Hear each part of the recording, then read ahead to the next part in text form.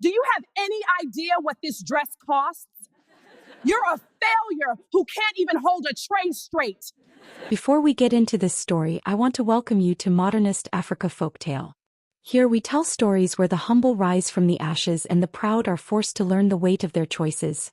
Hit that subscribe button right now. Turn on your notifications.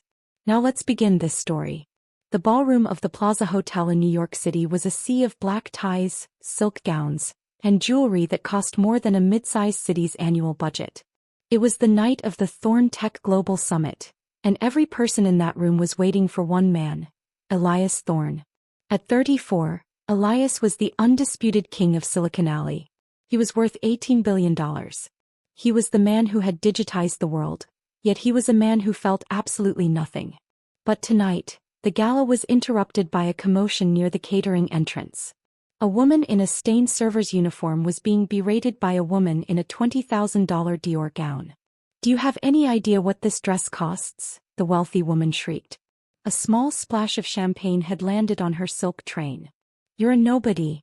You're a failure who can't even hold a tray straight. Look at you. You probably live in a gutter. Someone call security and get this trash out of my sight."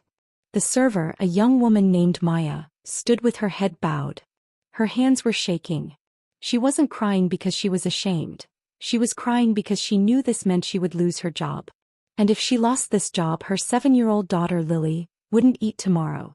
"I'm so sorry, ma'am," Maya whispered, her voice cracking. "It was an accident. The floor was slippery." "Accidents are for people who matter," the woman spat. "You don't matter. You are invisible. You are nothing." Security moved in, grabbing Maya by the arms. The 400 wealthiest people in New York watched in silence. Some looked away in boredom. Others filmed it on their iPhones, laughing. But then a voice cut through the room like a shard of ice. "Let her go." The room went dead silent. The security guards froze. The wealthy woman turned, a fake smile instantly plastered on her face. "Elias, darling, thank God you're here. This peasant ruined my night. I was just telling her." Elias Thorne stepped out of the shadows. He wasn't wearing a tuxedo. He was wearing a faded hoodie and jeans. He looked at the wealthy woman, his own fiancée Cynthia, and then he looked at Maya, the server on the floor. "You're right, Cynthia," Elias said, his voice dangerously low. "Someone in this room is invisible. Someone here is trash. But it isn't her." He walked over to Maya, and to the shock of every billionaire in the room, the most powerful man in tech dropped to his knees on the marble floor. He didn't care about the cameras. He didn't care about the stocks. He reached out, took Maya's hand and looked into her eyes. "Maya," he said softly. "Do you remember me?" Maya looked at him, her eyes wide with confusion. She saw the $18 billion man, the titan of industry. But then she saw something else. She saw a rainy Tuesday night. She saw a cold delivery guy standing at her door with a soggy pizza box. She saw the man she had shared her last $10 with. "The pizza guy," she whispered. Elias Thorne, the man who had everything, felt tears sting his eyes. "You were the only person who saw me when I was nobody. Now it's my turn to make sure the world sees you. Now, before I tell you how a billionaire ended up on a single mother's doorstep at 11 p.m. on a Tuesday, I need you to do something for me. If you believe that a person's value isn't measured by their bank account, but by the size of their heart, hit that like button right now. This channel tells stories for the forgotten. We tell the stories where the humble rise and the proud are brought to their knees. We believe that karma has a long memory and that kindness is the only true currency. If you love stories of legendary payback and heart-wrenching redemption, hit that subscribe button and turn on all notifications. Don't miss a single lesson. Because what happened between Elias and Maya started as a test, but it ended with a truth that changed New York City forever. Let's go back to where it all began. Exactly 21 days before the gala, Elias Thorne lived in a 12,000-square-foot penthouse in Tribeca. It was a masterpiece of glass and steel, perched so high that the clouds often brushed against his windows. He had a private chef who prepared meals he never ate. He had a fleet of cars he never drove. He had a fiancée, Cynthia, who spent $50,000 a week on charity brunches, where the only thing being served was ego. Elias was miserable. It had been 3 years since his mother passed away. She had been a seamstress from a small village, a woman who had worked until her fingers bled to send him to America.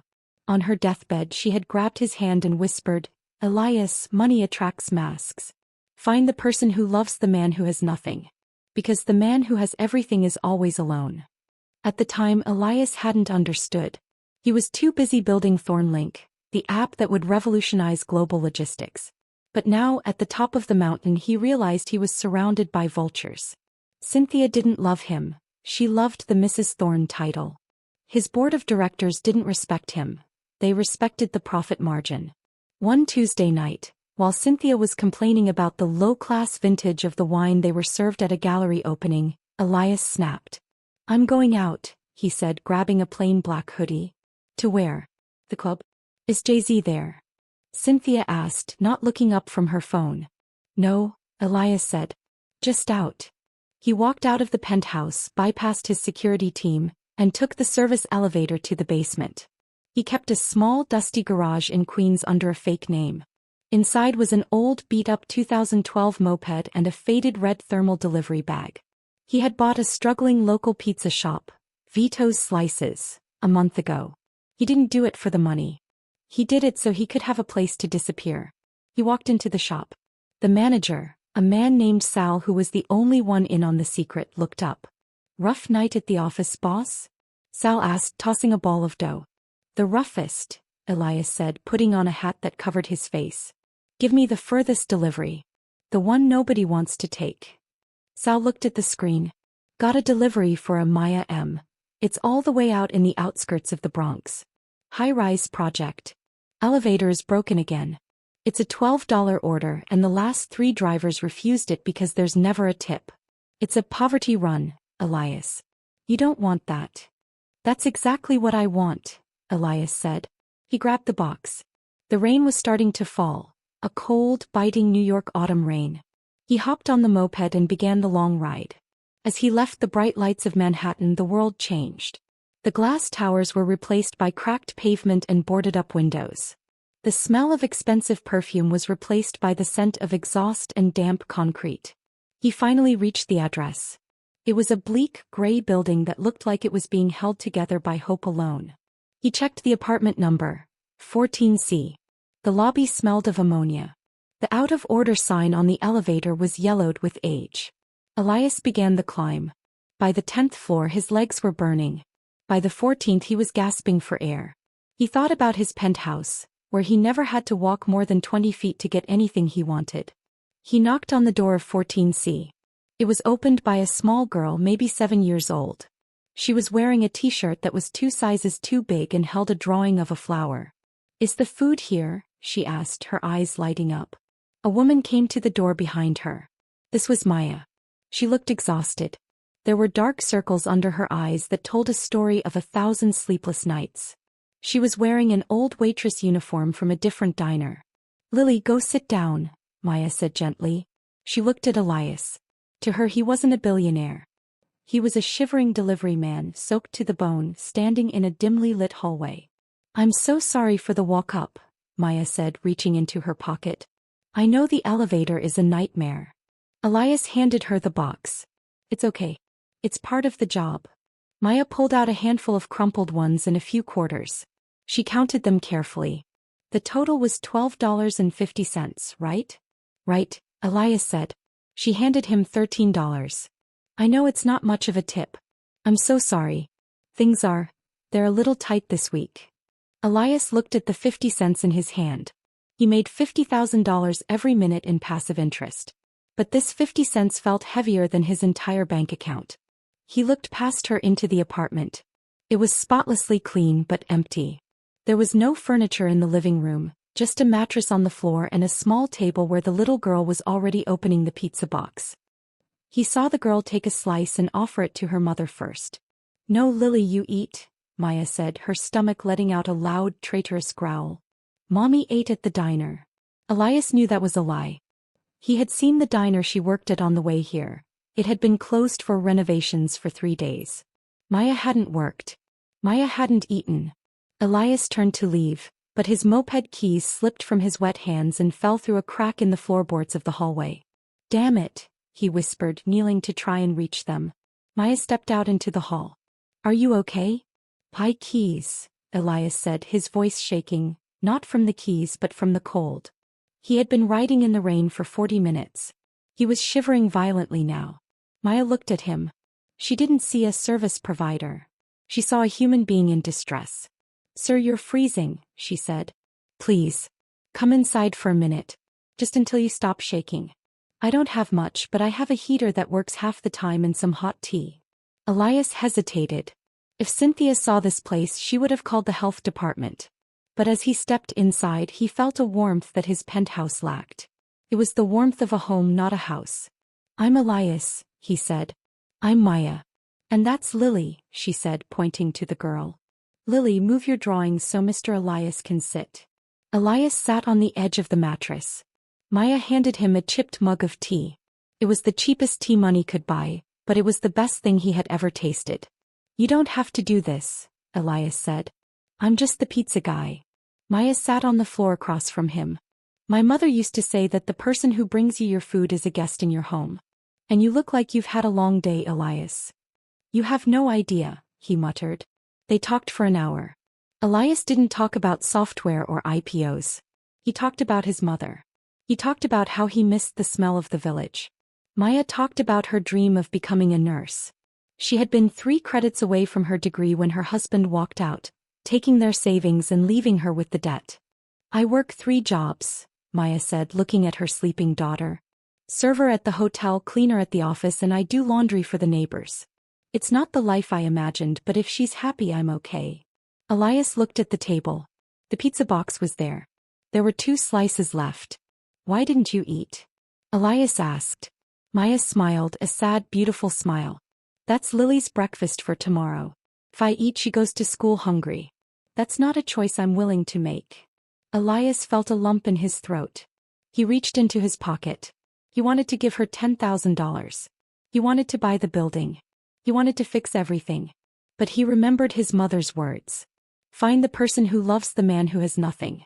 If he gave her money now, the test was over. He needed to know if this kindness was real or if it was a one-time thing. "Maya," Elias said. I'm actually in a bit of a hole. The pizza shop is cutting my hours. I don't know if I can make rent this month." It was a lie, of course. But Maya's reaction was something he never expected. She didn't look annoyed. She didn't tell him to leave. She stood up, walked to a small jar on the counter and pulled out a $10 bill. "This was for the bus," she said, pressing it into his hand. "I can walk to work for the next few days. It's only 6 miles. You need this more than I do." Elias stared at the $10 bill. He had managed billions of dollars, but this $10 made his hands shake. "I can't take this, Maya." "Take it," she said firmly. "The hand that gives is the hand that receives. You brought us dinner in the rain.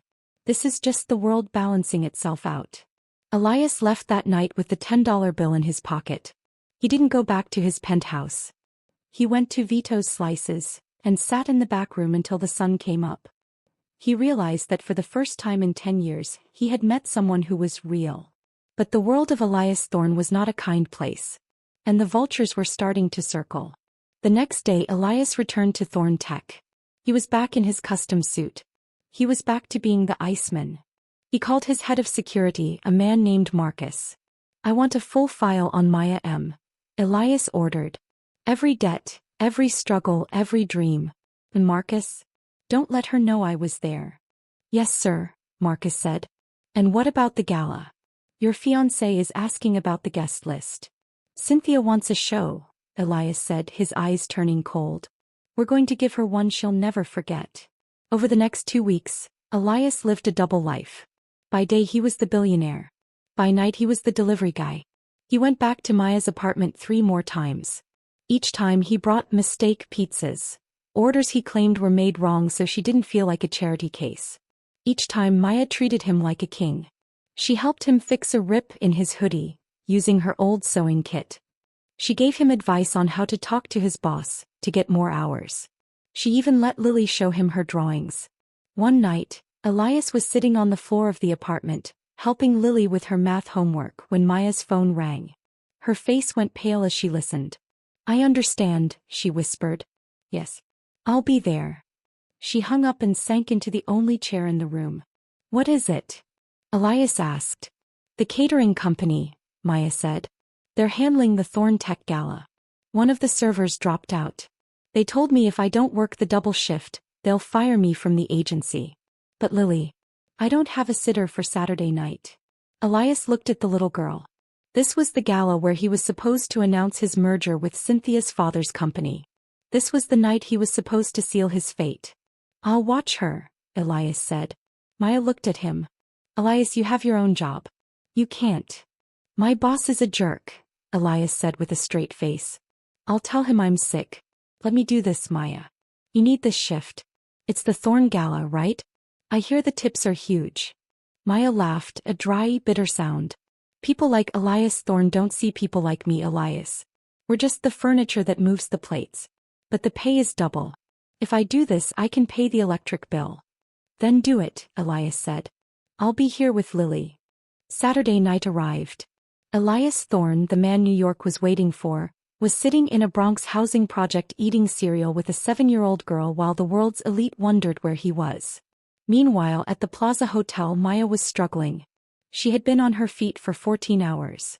Her back was screaming. And then she encountered Cynthia. Cynthia was in a foul mood. Elias hadn't answered her texts all day. She was looking for someone to kick. And Maya, with her tired eyes and slightly mismatched shoes, was the perfect target. You already know what happened. The champagne splash. The insults. The invisible trash. As Maya was being dragged out by security, she wasn't thinking about the billionaire. She was thinking about Elias, the delivery guy sitting in her home. She was thinking about how he was the only person who had ever treated her like a human being. And then the doors to the ballroom swung open. Elias Thorne didn't walk in. He strode in. He looked like a god of vengeance. He walked straight to the center of the room, straight to where Maya was being held. Let her go, Elias commanded. Cynthia stepped forward, her face twisted in a sneer. Elias, where have you been? You look like you've been living in a dumpster. And this woman. Elias didn't even look at Cynthia. He looked at Maya. Maya, he said. I told you the world would see you tonight. The silence in the room was so thick you could hear the bubbles popping in the champagne glasses. Maya stared at him. The hoodie was the same. The face was the same. But the power was terrifying. You're him, she whispered. I'm the man you gave your last $10 to, Elias said. And now I'm the man who is going to show this room what real value looks like. Elias turned to the crowd. He grabbed a microphone from the podium. Most of you are here tonight to celebrate success, Elias began, his voice echoing through the hall. You think success is the car you drive or the labels on your back. You think the people serving your food are invisible. Well, I spent the last 3 weeks being invisible. I delivered pizzas in the rain. I walked up 14 flights of stairs. And do you know what I found? He pointed to Maya. I found the only person in New York City who gave me something when she had nothing. I found a woman who shared her dinner with a stranger while she was starving. I found a woman who is worth more than this entire room combined. He looked at Cynthia. Cynthia, the wedding is off. Your father's merger is dead. He told Maya she was trash. But the only trash I see is the person who thinks money gives them the right to be cruel. Cynthia's face turned a shade of purple that matched her rubies. You can't do this. You'll be a laughingstock. I'll be a human being, Elias said. Something you wouldn't understand. He turned back to Maya. He took off his hoodie, revealing a simple t-shirt underneath. Maya, I have a proposal for you. It's not a business deal. It's a debt. I owe you for that I owe you for that $10. But most of all, I owe you for showing me that my mother was right. Maya was shaking. Elias, I don't belong here. You belong wherever you want to be, Elias said. Marcus. His head of security stepped forward, holding a legal folder. Tomorrow morning, Elias said to Maya, the Thorne Foundation is opening a new wing at the New York Nursing College. It's called the Adelaide Thorne Memorial Wing. And there is a full-ride scholarship waiting there for a student who knows what it means to care for people. He handed her the folder. But that's for tomorrow, Elias said, his voice softening. Tonight, there's a little girl in the Bronx who is waiting for her mom to come home. And I think we should go get her some real pizza. The room erupted. Not into applause but into a chaotic murmur of shock. Elias didn't care. He took Maya's hand and walked her out of the Plaza Hotel. He didn't take the limo. He took the moped. As they rode through the streets of New York, Maya held on to him.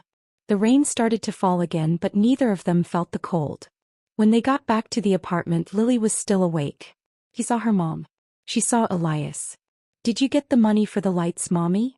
Lily asked.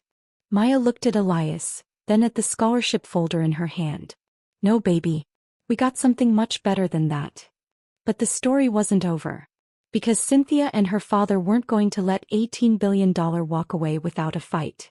And Elias Thorne was about to find out that when you pull a woman like Maya out of the shadows have a way of reaching back. The next morning the headlines were a war zone. Billionaire loses his mind. Thorne abandons merger for waitress. Elias sat in Maya's small kitchen, drinking that same cheap tea. He had spent the night on the floor. He hadn't felt this rested in years. But then his phone buzzed. It was a video of Maya. But not the Maya he knew. It was a video from 5 years ago. It showed Maya standing in a courtroom. She was being accused of something terrible. The caption on the screen read, "Is this the saint Elias Thorne is protecting? Meet Maya, the woman who stole from a dying man." Elias felt his heart skip a beat. He looked at Maya, who was happily making oatmeal for Lily. "Maya," Elias said, his voice tight. "We need to talk." Maya turned around, saw the phone in his hand, and the color drained from her face. She didn't try to hide it. She didn't look away. She just sank onto the mattress. "I knew they would find it," she whispered. "I knew the world wouldn't let me be happy." Elias stood up. "Is it true?" Maya looked at the screen of the phone. The video was grainy, a news report from a local station in a different state, from a life she had tried to bury under a mountain of hard work and silence. "Elias," she said, her voice barely a whisper. "The world sees what it wants to see. They see a woman in a courtroom and they think, guilty. They see a woman in a servant's uniform and they think, invisible. They never look at the heart." Elias sat down next to her on the mattress. He didn't look angry. He looked like a man who was waiting for the truth. "I'm not the world, Maya. I'm the man who sat in this room and saw you give away your last $10. Tell me what happened." Maya took a deep breath. 5 years ago I was a home health aide. I was assigned to a man named Mr. Abernathy. He was 84 years old, incredibly wealthy and completely alone. He had 3 children who only called when they wanted their allowance increased. I stayed with him. I cooked for him.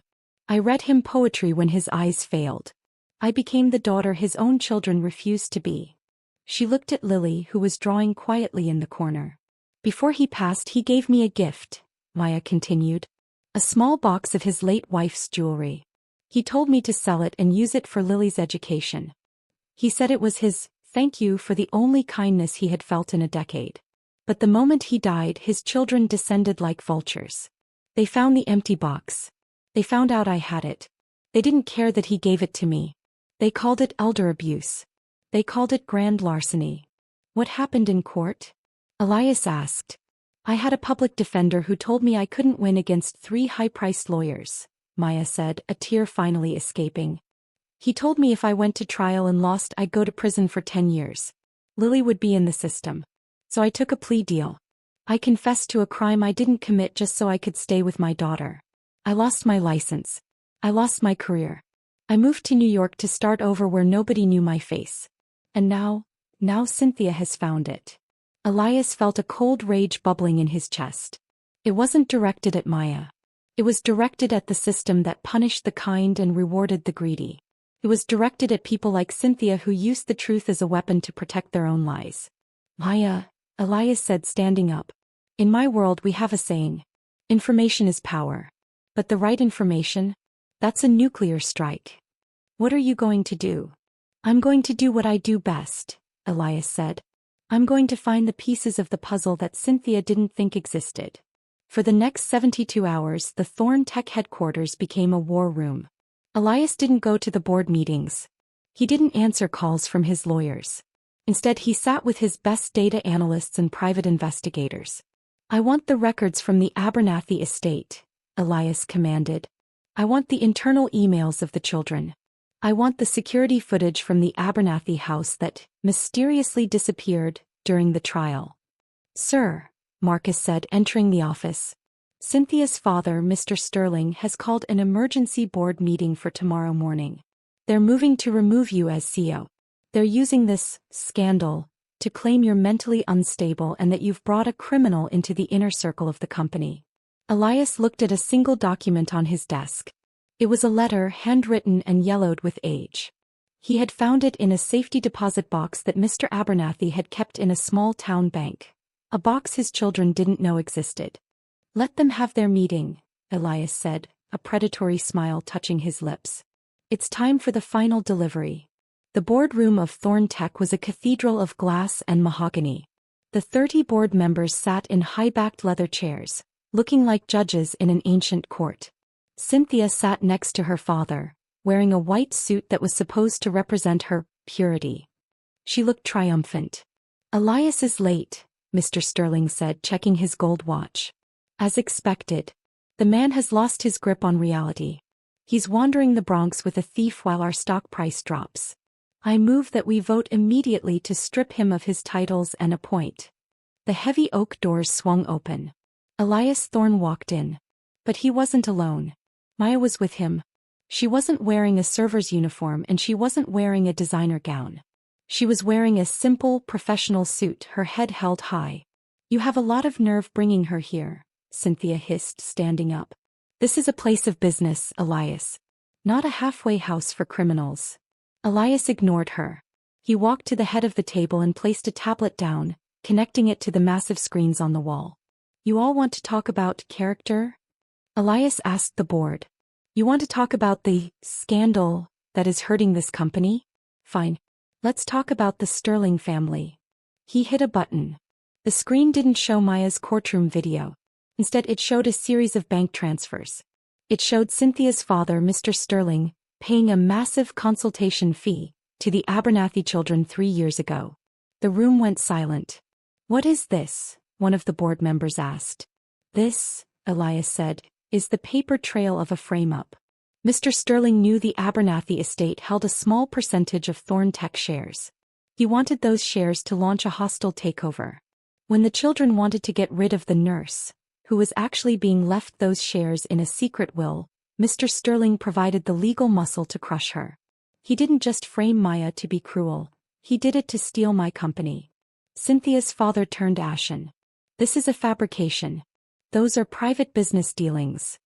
"Are they?" Elias asked. He hit another button. A video started to play.